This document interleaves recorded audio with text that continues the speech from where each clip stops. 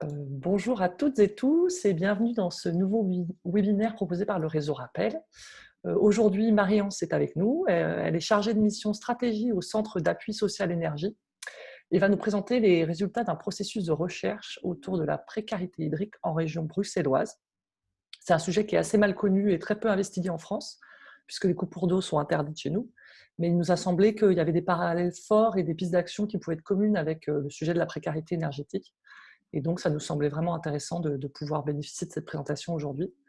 Marie va donc nous présenter rapidement sa structure, et puis elle va nous expliquer ce que c'est que le contexte général autour des questions d'accès à l'eau, et ce que c'est que la précarité hydrique en région bruxelloise, comment ça se manifeste pour les ménages concernés, quelles sont les conséquences qui ont été observées au cours de l'étude, un petit retour aussi peut-être sur la méthodologie utilisée. Et puis pour finir, Marie nous présentera quelques recommandations et des pistes d'action à l'issue de ce travail préalable de décryptage. Voilà pour la présentation très succincte.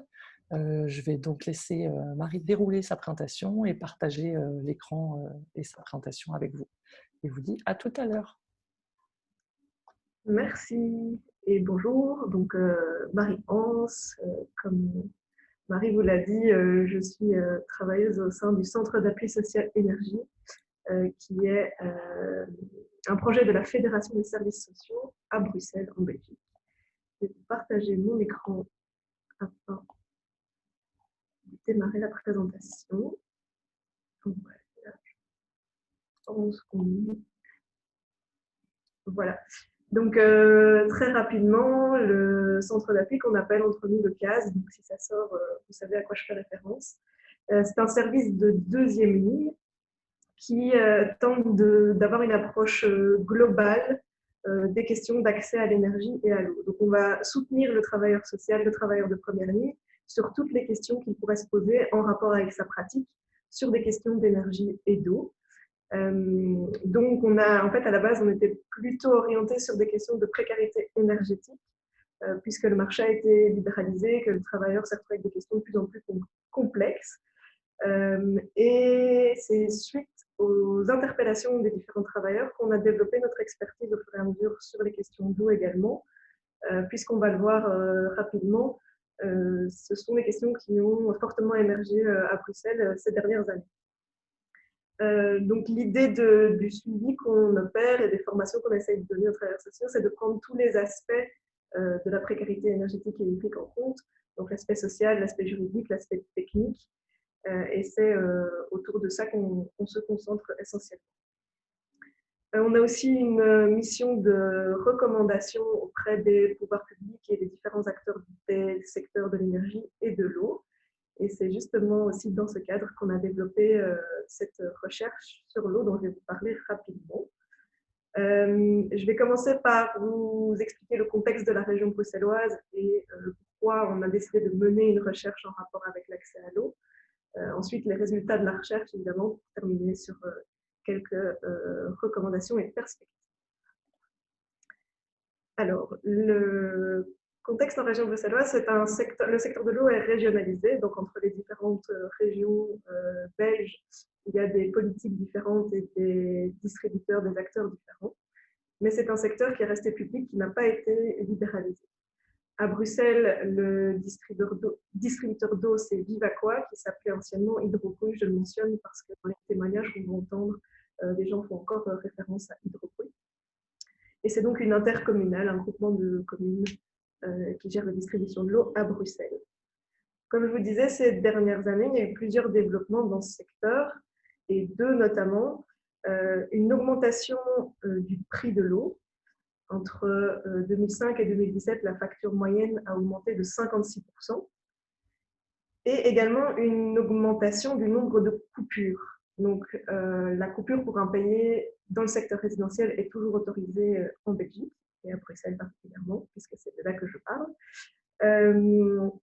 On voit qu'en 2009, il y avait 98 coupures, en 2019, 891 coupures. C'est une augmentation assez conséquente, que nous, on attribue à deux facteurs explicatifs. C'est un changement dans la politique de recouvrement de Vivaqua, les distributeurs. Donc, ils sont devenus de plus en plus proactifs dans le recouvrement de leurs créances et ont demandé de plus en plus des coupures pour impayés. Ce qui n'est pas mentionné sur la dia, c'est que certes, la coupure est autorisée, mais elle est encadrée au point de vue judiciaire. Donc, si Vivapoix veut couper l'eau, il doit demander l'autorisation au juge de paix, le juge de proximité. Et ça constitue une protection supplémentaire pour ce bien que l'on considère comme évidemment essentiel. Et donc, Vivapoix, au fur et à mesure des dernières années, a commencé de plus en plus à solliciter cette procédure et à obtenir des jugements qui autorisaient la coupure. Un autre facteur explicatif de cette hausse, c'est la paupérisation de la région. On estime que 33% des ménages vivent avec un revenu inférieur au seuil de pauvreté et une grande majorité des Bruxellois n'ont pas d'épargne et ont des difficultés à faire face à des dépenses imprévues, ce qui peut relativement souvent arriver en matière d'eau suite à une fuite, suite à une facture annuelle trop importante et qui déclenche en fait un processus d'endettement et potentiellement de coupure. Il y a aussi d'autres protections en place au niveau de la région, au niveau de la législation. Il est interdit de couper pendant certaines périodes, la trêve hivernale et estivale. Et d'ailleurs, ici, suite à la crise sanitaire liée au Covid, il y a eu une extension de la trêve. Donc, les politiques en place ont quand même dit que c'était compliqué de couper les gens d'eau alors qu'on leur demandait de rester chez eux, de se laver les mains régulièrement et de respecter toutes sortes de règles en rapport avec la consommation d'eau. Et donc, depuis le 31 octobre 2019, il n'y a plus de coupure d'eau à Bruxelles et il n'y en aura pas jusqu'au 1er avril 2021. Et donc là, nous, on expérimente ce que vous expérimentez au quotidien, c'est-à-dire une interdiction des coupures sur une période relativement longue. Et voilà, on essaye de voir quel impact ça aura sur les impayés, etc. Et comment on va faire pour qu'il n'y ait pas énormément de coupures tout à coup au 1er avril. Encore une dernière chose au niveau de la protection, il existe un fonds social de l'eau géré par les CPS, qui sont l'équivalent de vos CCAS. Donc, si les personnes en font la demande, ils peuvent éventuellement avoir une aide pour payer leur facture d'eau. Le fonds est alimenté par un pourcentage de la facture de tous les Bruxellois qui viennent donc alimenter ce fonds. Et là, ça sera la décision de chaque commune, de chaque CPS, d'aider ou non la personne qui en fait la demande, en fonction de sa situation et d'une enquête sociale. Enfin, il faut mentionner que ce ne sont que 40% des ménages qui disposent d'un compteur individuel, ce qui signifie que 60% des ménages consomment de l'eau via un compteur collectif dans un immeuble et ils se répartissent l'eau entre eux, soit via un compteur qui sera mis à l'entrée de leur logement, mais qui n'est pas reconnu officiellement par Vivapoix, ou soit ils font en fonction de la superficie du logement, du nombre de personnes dans le ménage, et là c'est laissé à l'appréciation de chaque immeuble. Donc l'avantage d'avoir un compteur collectif, c'est qu'on ne peut pas être coupé en cas d'impayé. Par contre, cela peut créer des tensions importantes entre les différents résidents, entre locataires propriétaires, et ça peut éventuellement aussi mener parfois à des expulsions sur la base de charges impayées. Vu ce contexte, il n'est pas étonnant que de plus en plus de travailleurs sociaux aient fait appel à nos services pour avoir des informations et poser leurs questions liées à l'eau. Et donc, c'est là qu'on va commencer à développer une expertise en précarité hydrique. Alors, quand je parle de précarité hydrique, qui est sans doute mieux connu chez vous comme précarité sanitaire, de quoi est-ce que je parle? Et on se range derrière la définition suivante. La précarité hydrique est une situation dans laquelle se retrouve une personne qui n'a pas accès à une eau soit en quantité, soit de qualité suffisante pour répondre à ses besoins de base, l'alimentation, l'hygiène corporelle et le logement. À Bruxelles, cela concerne 20,9% des ménages, donc 21%, un ménage sur 5. On estime qu'il y a 3 causes et qui sont assez similaires à celles de la précarité énergétique. Donc, une facture trop importante ou un prix de l'eau trop élevé, une insuffisance des revenus et le logement ou les équipements qui sont défaillants ou en mauvais état. Ça, ce sont les 3 causes classiques de la précarité hydrique. Nous, via notre expertise, nos expériences, les retours qu'on a, on rajoute systématiquement une 4e cause qui est le non-recours. Le non-recours aux droits ou aux aides. On constate qu'il y a énormément de ménages qui n'ont pas connaissance des dispositifs d'aide qui sont à leur service en matière d'eau ou qui ne font simplement pas appel à leurs droits leurs plus élémentaires, comme demander un recalcul de la facture si l'index a été estimé ou pouvoir négocier un plan de paiement, et qui sont toutes des mesures qui peuvent intervenir en amont et qui, si elles ne sont pas mobilisées, peuvent précipiter le ménage dans une situation de précarité hydrique.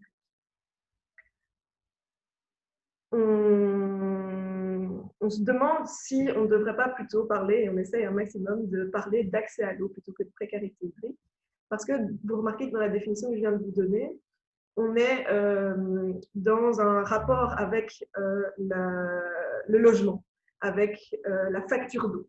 Donc, l'indicateur qu'on utilise pour estimer le nombre de Bruxellois qui vivent la précarité hydrique, c'est le poids de la facture dans le budget des ménages. On juge que s'il est au-dessus d'un certain seuil, la personne sera en précarité hydrique. Ça signifie qu'il faut avoir une facture.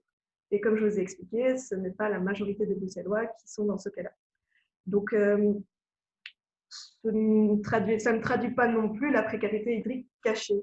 C'est-à-dire les personnes qui vont restreindre à tel point leur consommation d'eau qu'elles ne vont pas passer au-dessus de ce seuil, mais qui sont pourtant dans une situation où elles sont en difficulté d'accès à l'eau. Donc, on essaye de plus en plus de s'orienter vers l'accès à l'eau plutôt que de parler de précarité hydrique. Pardon. Et une fois qu'on a dit ça, on n'a pas encore tout dit. Les échos qui revenaient du terrain il y a quelques années étaient très alarmants au niveau de l'augmentation du nombre de coupures, au niveau de la difficulté de négocier avec Vivaqua, le distributeur.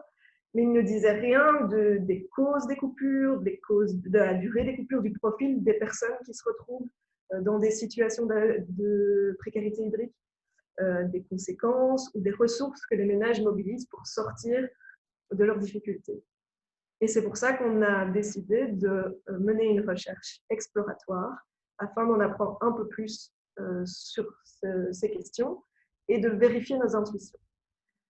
On a donc mené des interviews auprès de ménages qui occupaient des logements et qui avaient a priori à disposition un point d'eau potable, des sanitaires et une installation de production d'eau chaude. L'objectif, c'est donc de recueillir des témoignages pour sur le terrain et quelles étaient les problématiques auxquelles les ménages faisaient face, qu'ils aient une coupure ou non. On voulait aussi produire un outil pédagogique afin de pouvoir sensibiliser sur ces questions et mobiliser les travailleurs ainsi que les ménages. Et enfin, produire des recommandations qui seraient adéquates par rapport aux problématiques rencontrées sur le terrain. Donc, on a eu différentes réunions avec des acteurs de terrain pour élaborer le protocole de recherche et entrer en contact avec le public cible. Je le mentionne parce que c'est important, ça veut dire que les personnes que nous avons interrogées sont des personnes qui ont, à un moment ou un autre, trouvé le chemin des services sociaux. Donc, quand je parlais du non-recours, il y a énormément de personnes qui ne passent pas les portes des services sociaux. Et donc, là, on a encore une zone d'eau où on se dit, tiens, les constats qu'on a recueillis dans cette recherche sont déjà très alarmants et préoccupants. Qu'en est-il des personnes qui ne parviennent pas à entrer en contact avec nous? Au total, on a donc mené 17 entretiens de manière directe et participé à 2 rencontres collectives organisées par des services de prévention. Dès le départ, on a donc construit le dispositif avec les travailleurs de terrain et avec les ménages. Ça a une importance particulière dans la production des recommandations. On voulait vraiment que les mesures que l'on allait imaginer pour répondre aux problématiques d'accès à l'eau soient en phase avec les problèmes. Et ça rend vraiment le dispositif beaucoup plus efficace, in fine, et pertinent. Alors, je vais rapidement vous parler de la recherche en tant que telle. Elle est disponible sur le site internet, le rapport est disponible. N'hésitez pas à le consulter. Ici, c'est vraiment un petit résumé. Donc, une des questions qu'on a posées aux ménages, c'était, à votre avis, qu'est-ce qui a causé cette situation de difficulté d'accès à l'eau? Alors, il y a évidemment les raisons financières qui sont sorties tout de suite. Donc, des personnes qui ne parviennent pas à payer les factures parce que le revenu est insuffisant ou parce que le revenu est instable. Et ici, dans les deux petits extraits que je note sur la slide, ce qui est intéressant aussi, c'est de déconstruire cette image de l'insuffisance des revenus qui serait liée à une absence de travail. En fait, les gens qu'on a interrogés, il y en a quelques-uns quand même qui travaillaient et qui pourtant avaient du mal à faire face à l'ensemble des charges qui découlaient de leur vie quotidienne. Et donc là, c'est une vision qui est assez intégrée auprès des acteurs sociaux, des acteurs de terrain, mais qui dans les vues politiques reste difficile à faire passer. Et donc là, avec ces témoignages, on voit bien que le revenu du travail n'assure pas de ne pas être pauvre. On remarque aussi que les personnes font directement le lien entre la charge du loyer, entre le logement et leur situation de difficulté d'accès à l'eau. Et donc, on verra après que les liens entre logement et précarité hydrique sont très étroits et qui sont difficilement, on peut difficilement mobiliser des leviers à Bruxelles pour se sortir de cette situation. On va aussi avoir des personnes qui nous ont parlé de factures trop élevées, puisque la facture à Bruxelles est annuelle. Depuis septembre, ils sont passés en facture trimestrielle avec des provisions. Mais jusqu'alors, il fallait payer sa facture, sa consommation une fois par an. Et ça pouvait représenter des sommes importantes. Donc, la deuxième cause qui est amenée par les ménages, c'est le logement, ainsi que les rapports parfois conflictuels entre le locataire et le propriétaire. Donc, on sait à Bruxelles que la majorité des personnes qui sont en situation de pauvreté sont des locataires. Et il y a une crise du logement qui est très importante. Donc ici, par exemple, dans le témoignage, on a une personne qui nous dit qu'elle est bien consciente que son logement est responsable en partie de ses difficultés d'accès à l'eau, mais qui n'a pas d'autre solution. Elle préfère garder ce logement qu'elle reconnaît être défaillant que de ne pas avoir de logement du tout. Donc les loyers sont très, très élevés, l'état des logements est dégradé, néanmoins les personnes restent dans leur logement. Les équipements en eau sont souvent défaillants, des fuites qui sont irréparables ou que les personnes identifient mais ne parviennent pas à réparer parce qu'il faut faire appel à un plombier, ce qui va être un budget trop important pour eux. Dans ce type de problématique, on voit aussi que les décomptes peuvent être totalement incorrects puisqu'il n'y a pas de compteur. Et à ce moment-là, comment faire mobiliser quelque chose si le décompte à la base n'est pas correct? Ce sont toutes des questions qui sont revenues assez fréquemment. C'est important aussi parce que dans le cadre de l'aide qui peut être mobilisée pour via le fonds de l'eau, eh bien, le CPS peut décider de ne pas aider de manière récurrente la personne si, par exemple, on constate qu'à l'année X, il y avait une fuite et que l'année d'après, la fuite n'a pas été réparée et que la personne a toujours des difficultés à payer sa facture. Le CPS pourrait dire, mais voilà, vous n'avez pas réparé la fuite, je ne vais pas vous aider à nouveau. Donc, ce sont des problématiques qui nous parviennent quand même relativement souvent. Et donc là, on a couvert les causes classiques de la précarité hydrique, comme je vous l'ai énoncé tout à l'heure. Et pourtant, les personnes identifient énormément des causes de leurs difficultés d'accès à l'eau en rapport avec le non-recours. Donc, il cite la procédure qui est complexe et qui est longue. Une personne qui est convoquée devant le juge qui a bien l'intention de s'y rendre, qui s'y rend et qui, même en y allant, ne parvient pas à faire valoir ses droits. Et donc, ça, c'est une personne déjà qui a identifié qu'elle avait été convoquée. Il y a énormément de gens qui ne reçoivent pas la convocation, qui ne la comprennent pas, qui ont peur de se rendre en justice parce qu'elles sont dans des relations de pouvoir qui sont toujours déséquilibrées et qui se disent de toute façon, ça ne sera pas bénéfique pour moi de m'y rendre. Et donc là, on a vraiment énormément de non-recours à ce niveau-là. Au niveau de la procédure de recouvrement, aussi des personnes qui ne savent pas très bien où elles en sont, qu'est-ce qu'elles vont payer, qu'est-ce qu'elles ne vont pas payer.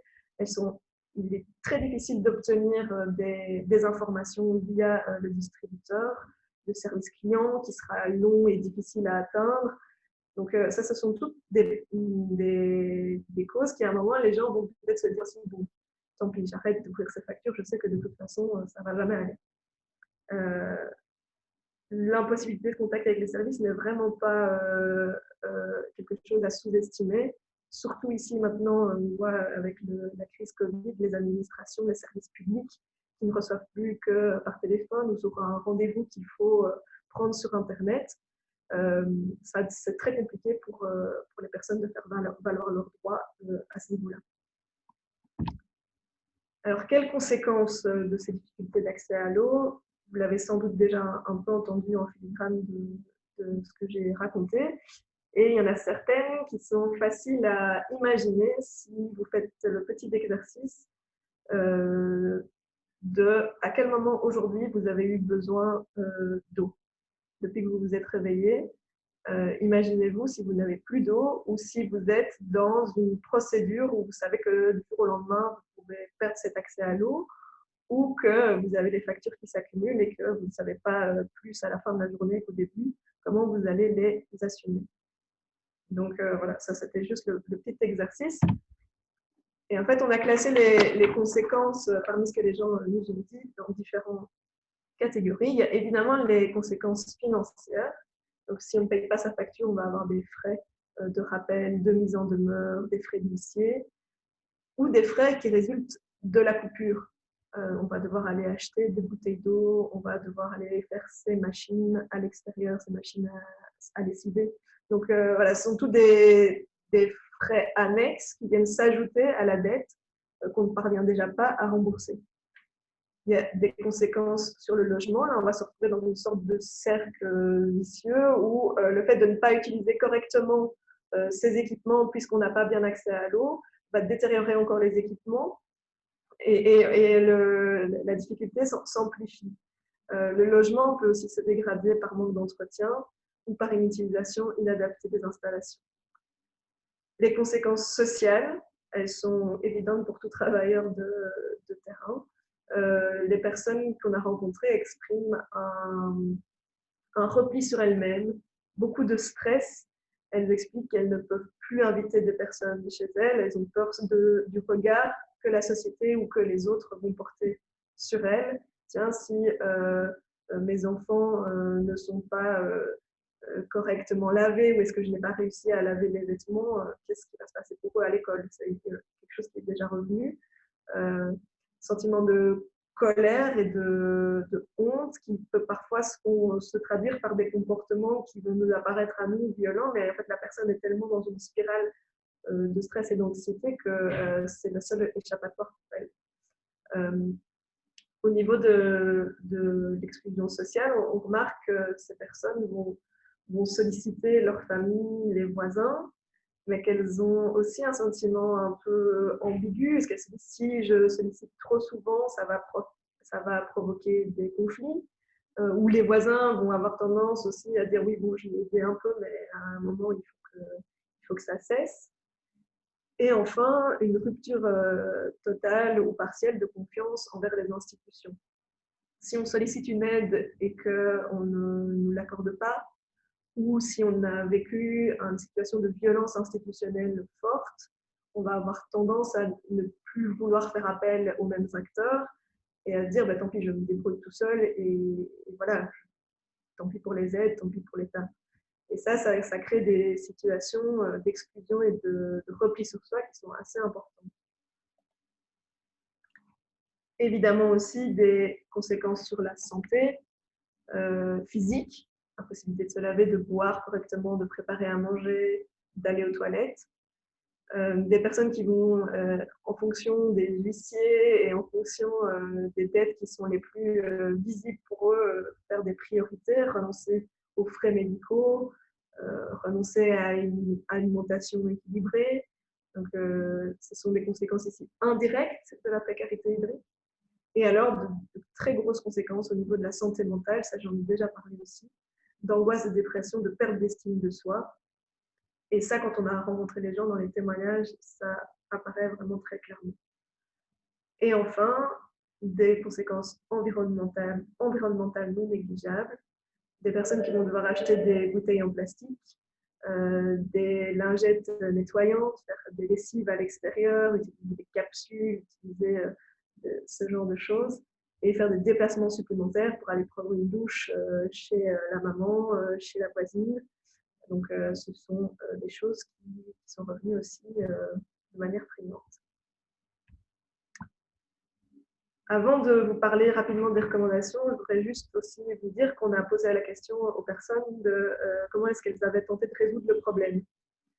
Eh bien, on remarque que énormément de personnes ont quand même essayé de négocier en amont de la procédure de recouvrement avec Vivaqua ou avec leurs propriétaires, mais qu'elles ont dû souvent faire appel à un acteur tel que le CPS ou un service social agréé pour juste faire valoir leurs droits. Ce sont des choses qu'elles demandaient directement à Vivaqua, qui ne leur étaient pas accordées, qui par contre leur étaient accordées si elles avaient un suivi social. Et les personnes se sont aussi énormément basées sur le soutien des proches.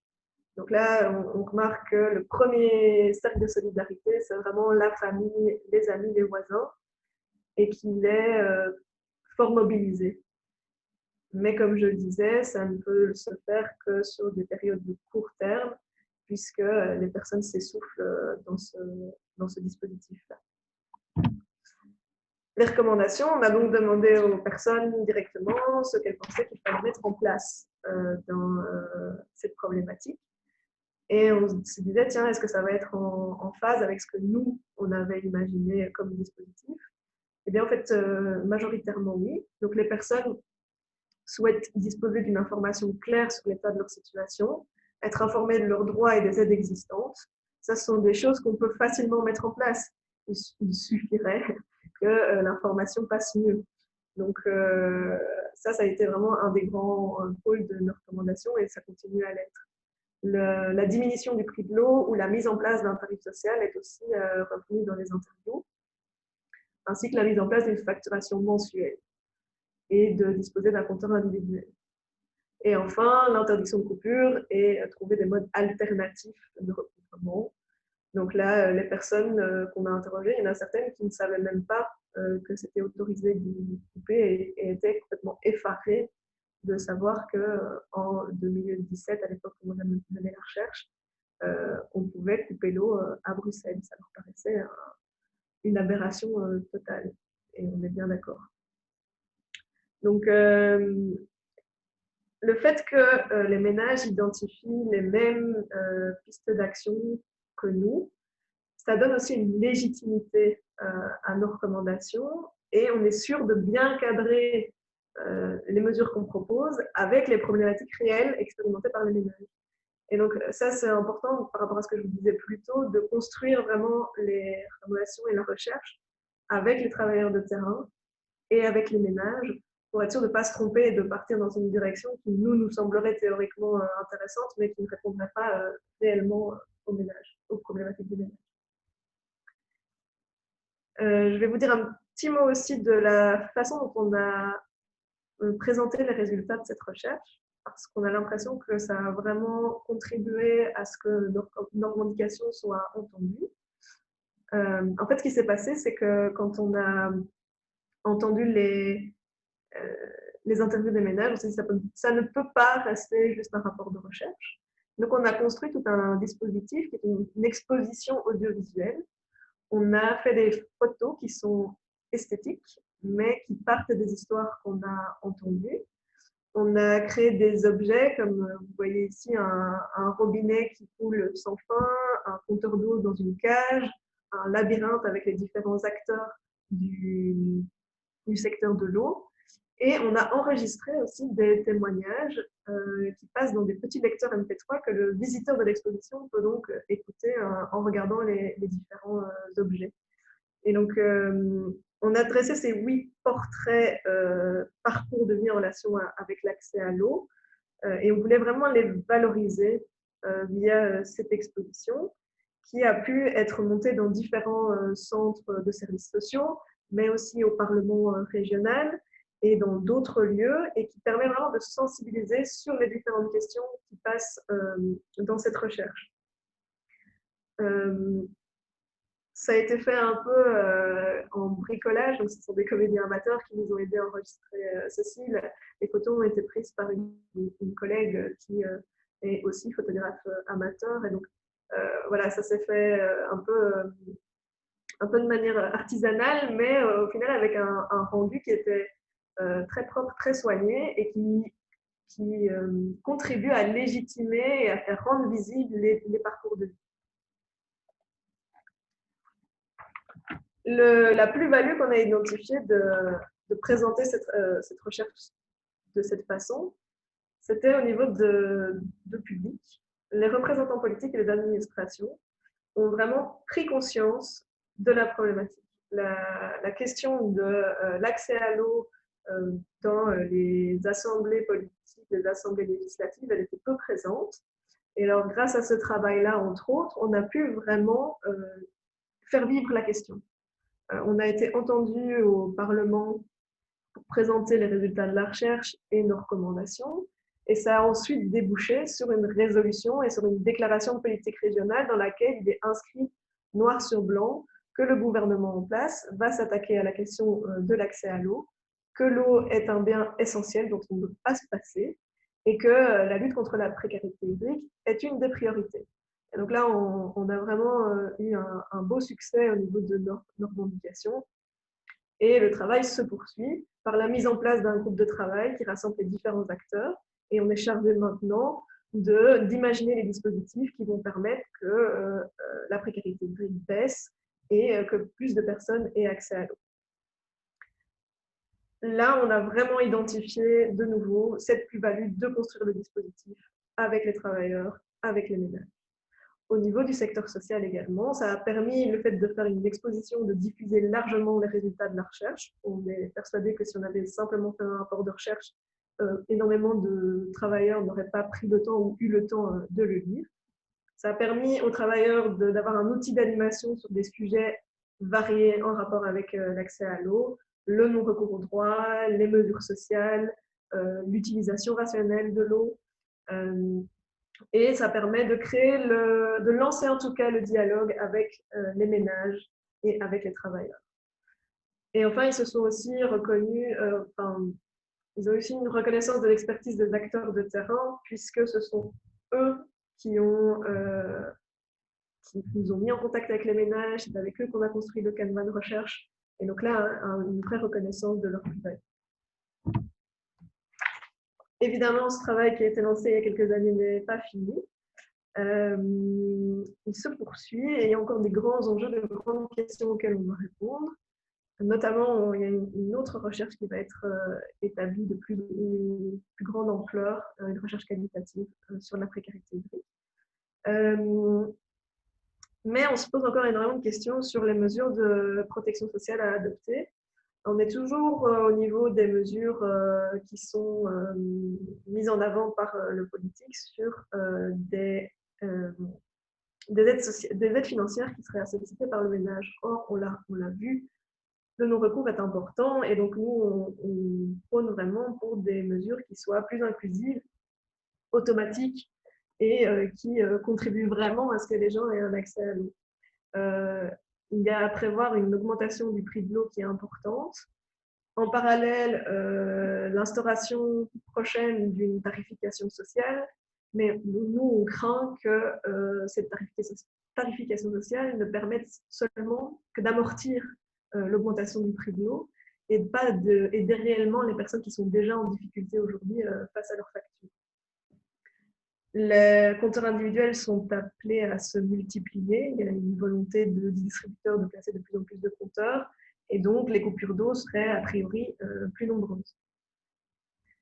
La facturation, donc je vous l'ai dit, il y a des améliorations maintenant avec la possibilité d'avoir des factures trimestrielles, voire mensuelles. Mais les factures mensuelles, c'est uniquement sur un espace numérique. Et donc, quand on sait que nos publics sont très fort confrontés à la fracture numérique, certains n'ont pas d'accès à Internet chez eux, ça nous pose énormément de questions au niveau de l'accès à l'information pour tous. Au niveau de la procédure judiciaire, il y a évidemment des choses qui peuvent encore être améliorées, puisqu'on estime que 9 personnes sur 10 ne se rendent pas à l'audience qui va potentiellement prononcer la coupure. Or, il y a encore à ce niveau-là moyen d'activer des leviers, de demander un plan de paiement et de négocier avec l'avocat du distributeur. Évidemment, en amont, la rénovation des logements et des équipements pourrait favoriser un accès à l'eau pour tous. On a vu qu'il ne suffisait pas de ne pas être occupé pour avoir accès à l'eau. La problématique des fuites dans les logements qui sont défaillants est importante, des factures qui peuvent s'avérer très élevées. Et donc là, il y a encore un champ à explorer important. Et enfin, et ce n'est pas la moindre des choses, c'est l'accessibilité de l'information et des services qui, comme je vous le disais, est devenu vraiment notre cheval de bataille, qui est un levier qui serait facilement mobilisable selon nous de vulgariser l'information, de communiquer mieux et plus envers les publics prioritaires. Et donc là, nous, on développe aussi tout un tas de recommandations à ce niveau-là. Donc, s'il fallait retenir 3 choses de ma présentation, je pense que c'est que la précarité hydrique, c'est beaucoup plus large que la problématique de la coupure. Et là, je serais preneuse aussi d'avoir vos retours, puisque la coupure est interdite en France, sur quelles sont les situations que vous rencontrez avec des gens qui auraient des difficultés d'accès à l'eau et qu'est-ce qui est mis en place pour éviter que les gens restent avec un impayé, avec une dette qui serait trop importante. La deuxième chose, c'est que selon nous, pour construire un plaidoyer et des recommandations pertinentes, il faut vraiment, vraiment partir des expertises de terrain, du vécu des ménages. On a parfois tendance à croire que comme on est tous les jours confronté à des situations, on comprend et on imagine des bons dispositifs. Mais c'est vraiment important de prendre ce moment de recul et de préciser quels sont les problèmes et quelles sont les meilleures réponses à apporter. Et enfin, c'est que les possibilités qui sont offertes par un mode de restitution non conventionnel d'une recherche ou d'un travail sont nombreuses. Il ne faut pas hésiter, je pense, à essayer de penser un peu des choses innovantes et créatives et qui permettent de lancer le dialogue beaucoup plus facilement qu'en lisant un rapport classique de recherche. Voilà, je vous remercie pour votre attention et j'espère que nous pourrons continuer les échanges via mon adresse mail, le site Social Énergie. N'hésitez pas à me contacter.